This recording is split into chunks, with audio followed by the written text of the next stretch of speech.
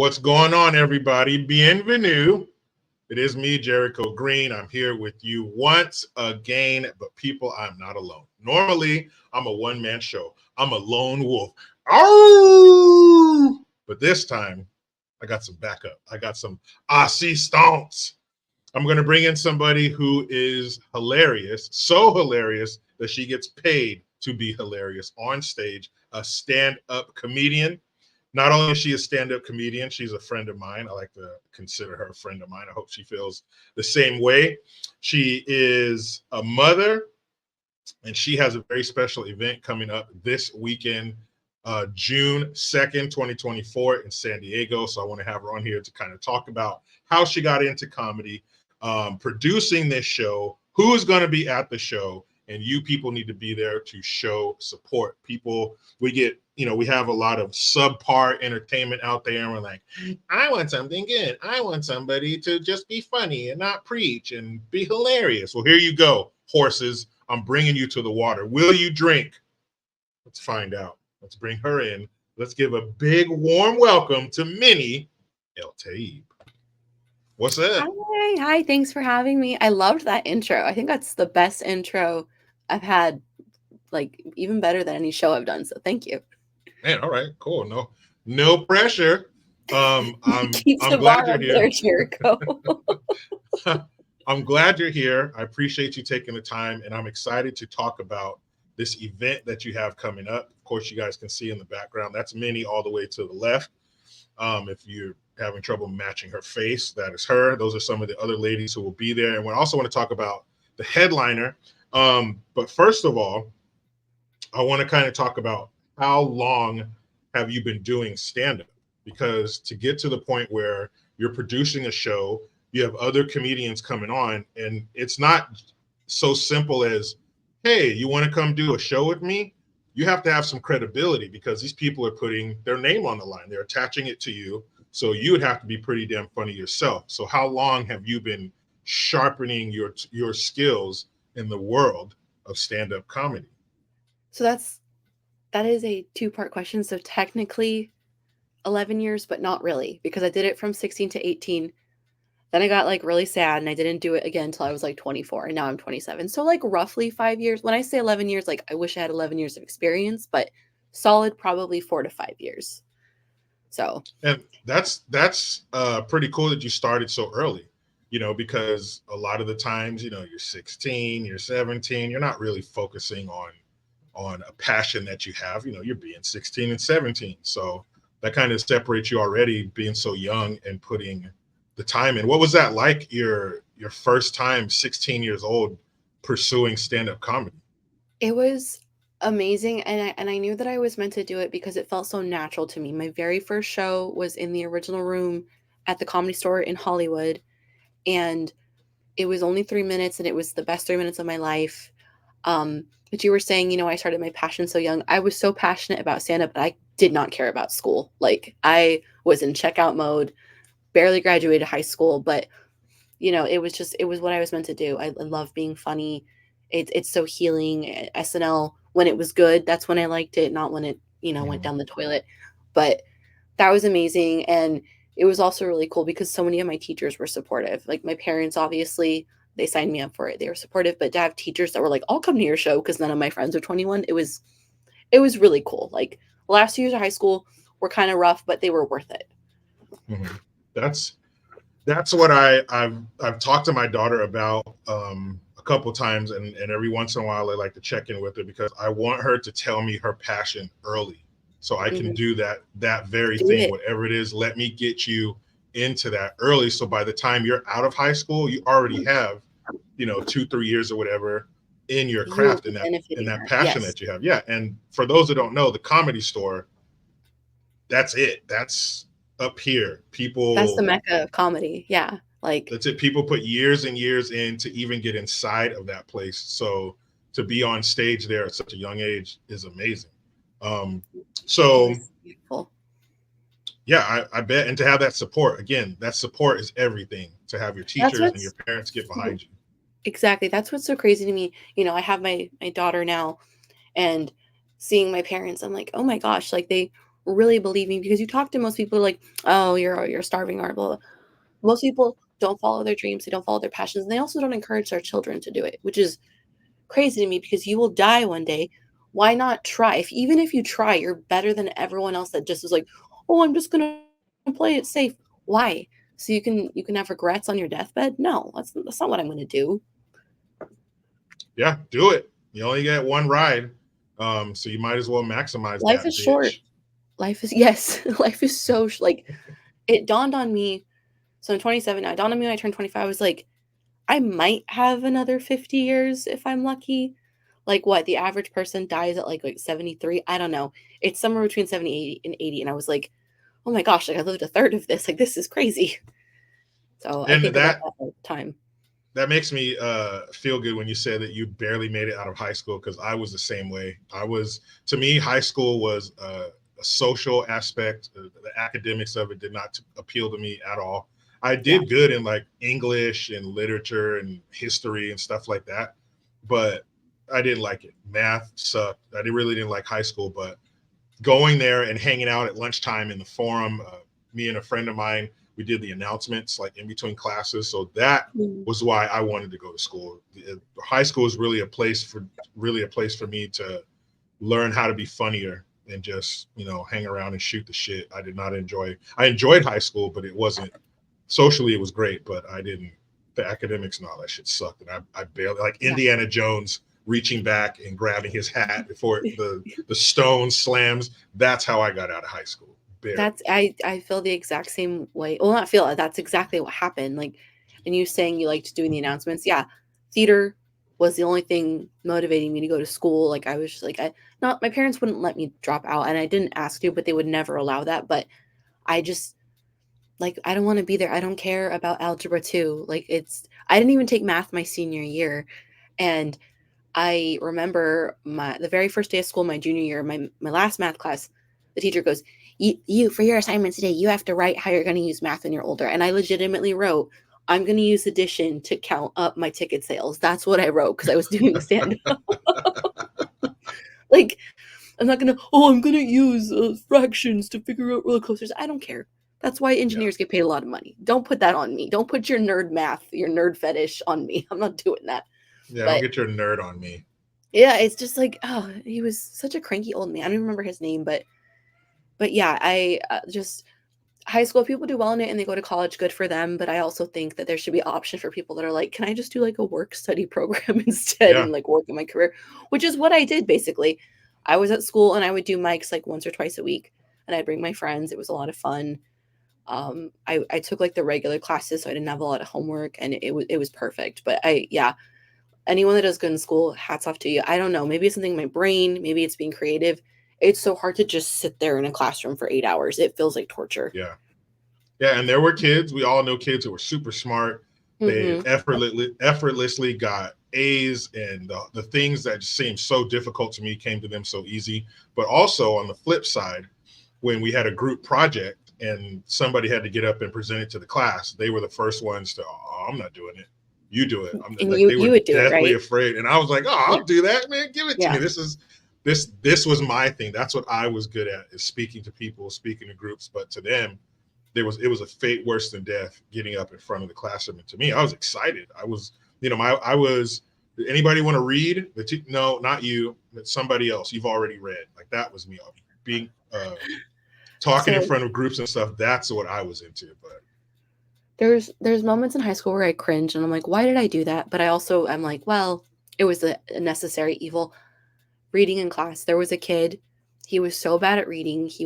I don't think he would stutter. He wouldn't stutter. I wouldn't be mean to someone with a speech impediment, but I think that he was reading like way too slow. And he only had to read a page, and we were like halfway through the page. I just started reading out loud and I read over him.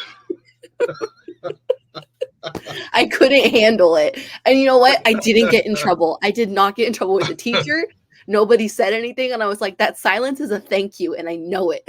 yeah, everybody thanked you. He thanked you in his own Yeah. way by you taking over. Yeah, I had kids like that, and I could never understand, like, what's the big deal? You guys don't want to talk in front of the class? What? why not? But they also probably looked at me like, how do you not get this so easily? How does this not come easily to you? So that was definitely my superpower, was talking in front of the class. Speaking of, real quick, I had a story, speaking of reading in front of the class. So this friend of mine named Mark, little white kid. I was the only black kid in my fifth grade class. So we're reading this book, and it was called Jump Ship to Freedom. And it's about this slave boy who got his freedom and all this kind of stuff. And so it's in the beginning of the book, and it's talking about where he came from and how he got on this, how he was captured and sold, and the boat ride to America and all this stuff. And Mark, he wasn't a very confident reader. And he was, one of the kids that she would kind of call on to kind of get them out of their shell and get them better at reading. Yeah. And so he's reading, and he goes, and so was from, and the kid was from Niger, right? Oh, but that looks like another word too, right? Yeah. He gets to the word, and he goes, the boy is from nigger, like that. Oh. And the whole class just turns and looks at me. Like, I felt at that moment, even at 10 years old, I knew I had race relations for the entire school in the palm of my hand. What are you going to do? Are we going to kick off a riot in here? What's going on? The whole class, I swear, turns and looks at me. And I was just like, oh, Niger? And he goes, oh, yeah, Niger. And everybody just turned back around. You had so much mercy on him. Cool. But that, I'll never forget that. That was so hilarious. He was like, it looks like it. So yeah, good times, people. Good times. That happened to a girl in one of my classes. The word was exotic. It was like, this is very exotic. And she goes, this was very erotic. And then she went, oh, covered her mouth. Little pervert. Poor girl. And she was one of those Mexican girls that's like quiet and like making bracelets in the back of class. She wasn't like a disturbance, but like she could just tell she was like, oh my gosh, like please shoot me now. School is so brutal, dude. Like, oh my gosh, this in middle school, Jericho, I had PE and I went pee. I would not go number 2 ever in public. No. And I had PE. I went to pee before class. I'm walking and I don't feel anything coming out of my shorts. Okay, I'm walking on the field. This girl comes up to me, and she's Mexican. I'm Mexican, but she's Mexican. And she looks at me, she goes, you wipe your ass? And I was like, what? Like, they don't do that in Mexico? Like, why are you asking me that? There's like a tail of toilet paper floating from the back of my shorts. It was like 6 feet tall. And I was just like, oh my gosh. I'm telling you, if only kids out there, if you're watching, it'll all be over. Your school life is so short. It's such a small part of your life. It will all be over. Don't stress too much about You'll miss parts of it. Like, I know being as a kid, you're like, oh, I'll do whatever I want as an adult. It's like, yeah, if you pay for it. Like, yeah, you're free to do it if you can afford it and if you don't mind going to jail, because some of the things you want to do is frowned upon by society. But as a kid, yeah, grown-ups, you stay up late, you eat what you want, you go where you want. It just seems like so much fun. Fun, right? Yeah. Kids, it's not fun. There's some parts, but it's not a lot of fun. Way more fun as a kid.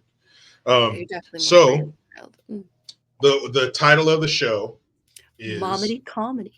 Momedy Comedy. I love that. So corny. I love it. But so this is your first production. So kind of what goes into that, producing a show and kind of making it all happen and bringing all these ladies together?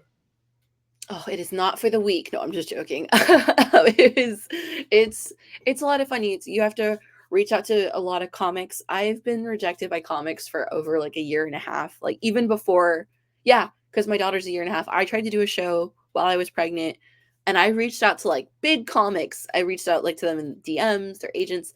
They all said they just didn't respond, which is their way of saying no, or they didn't see the message. I don't know. But Vicky, she is an amazing person. I have known her since I was 21. And just on a whim, I was like, okay, maybe she'll say yes. Because I had been rejected by like 5 or 6 other comics, and they just left me on red or whatever. And she was like, yeah, I'll do your show. And I got lucky. So if anyone's out there, you're trying anything, don't be upset that the first 6 people said no. Maybe number 7 will say yes. Mm-hmm. So reaching out to her, making schedules work, and all the other lovely women I have on the lineup, Belinda, Camille, Lucy, they're all super funny. And they're all mothers, which I think is really fun. maybe I should have done some better marketing, because a lot of people are like, so is this comedy just about being a mom? And I was like, oh crap, I didn't think about that. But it is for me, because I talk about my life. So I talk about my daughter and just what parenting is like, but it's just motherhood and beyond. It's our life, it's our worldview. So, but I'm really excited. I made up a production company a year ago called Milk Baby Productions, named after my daughter. So it's Milk Baby Productions and Momedy Comedy. So very excited. My co-producer is Camille. She's the one with the glasses in the picture.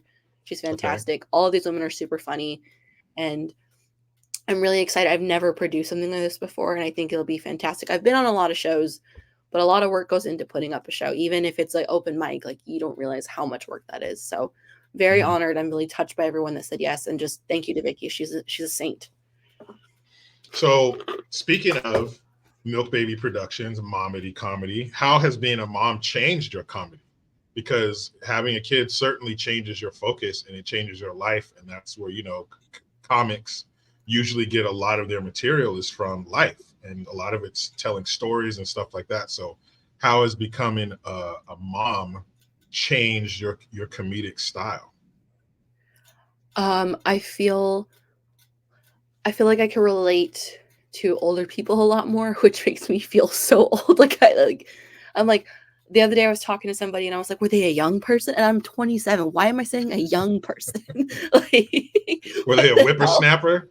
Yeah, that's how I felt. Like, because we were talking about a bad driver on the road that hit somebody, and I'm like, oh, were they like a 21-year-old on their phone? And I'm like, oh my gosh, that's only 6 years away from me. Like, why am I Yep. talking like that?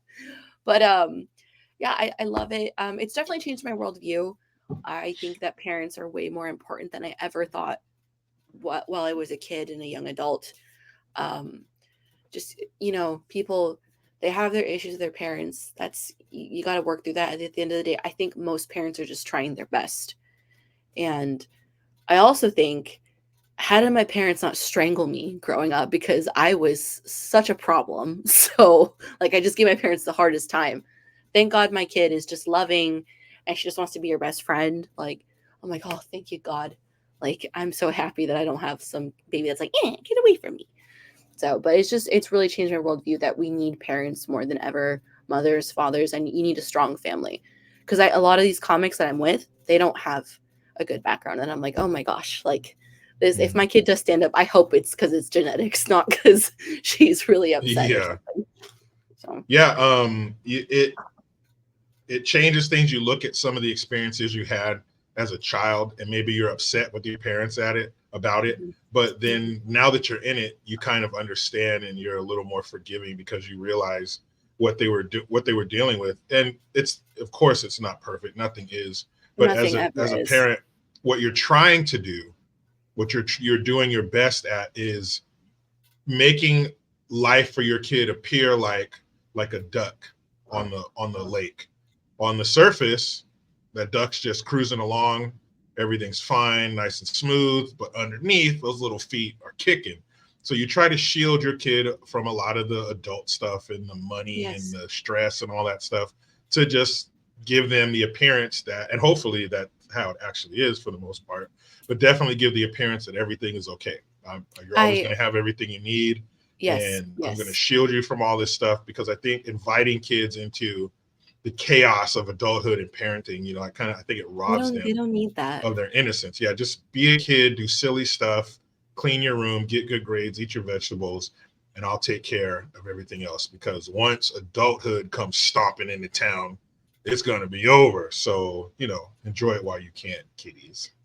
I agree. Yeah, like, people are like, "Oh, you shouldn't just shield your kid from the world." It's like, I'm not gonna make them like a weirdo or a weakling, but they don't need to know, like, oh, mommy has $1,000 in collections. Not that I do. It's $500. Yeah. Not that I do, but they don't need to know that. And I've seen people be like, Hmm. "You're lying to your kids." Like, no, we need to tell our children that everything's gonna be okay, because that is the truth. So I agree with you. You want your kid to just life's gonna have some bumps, but we're gonna be okay along the ride. And Yeah. I think that's a good message to tell your children. Like, they don't need to know about your relationship or your financials. Like, let them be a kid. I hate that. I feel like children grow up so fast today, and it's like, just let them be a child. Like, Yeah. they don't need Yeah. to know about all the ugliness of the world. I mean, life is beautiful, but you understand what I'm saying. So Yeah, when they open the pantry and the fridge, there's food in there. The lights turn on, the water's hot. Yeah, yeah, everything just kind of it's kind of magic. Everything is just everything is. just happens. Yeah. Yeah, just that's exactly. So tell us a little bit about the ladies who are going to be. You mentioned the headliner, Vicky, correct? Yes. But tell us about some of the other ladies who will be up there making people grip their stomachs with laughter. So I met all these women within the last 2-3 years, doing mics and stuff. I actually met Linda taking a comedy. I took another comedy class in 2022 at a club here in San Diego to prove I was like, I'm gonna kill this show, like the final production show after the class, and show them how funny I am. And I did, but I didn't end up working for them. I don't know, it just kind of just didn't happen. But I took that class with her. She was great. She's fantastic. She's also a mom.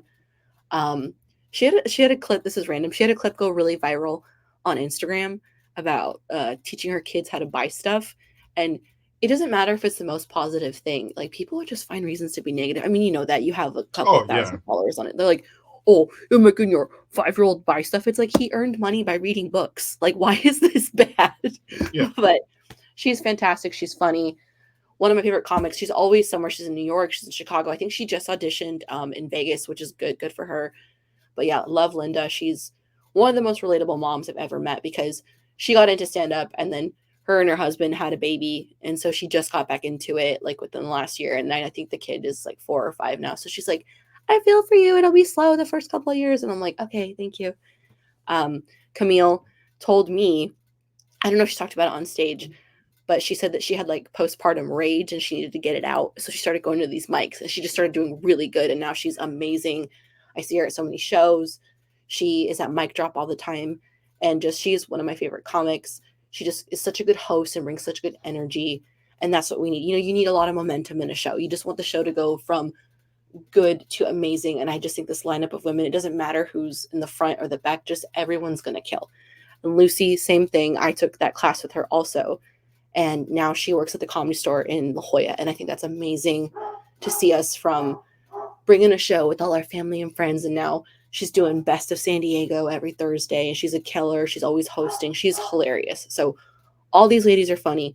They're all moms. And they were all really good to me when I was pregnant, which I know I bring that up a lot, but it's my personality. I'm a mom. So I love all these ladies. And then Vicky's just a saint. She's been good to me. We met at our comedy teacher's funeral, which is not great, but it just bloomed into a beautiful friendship.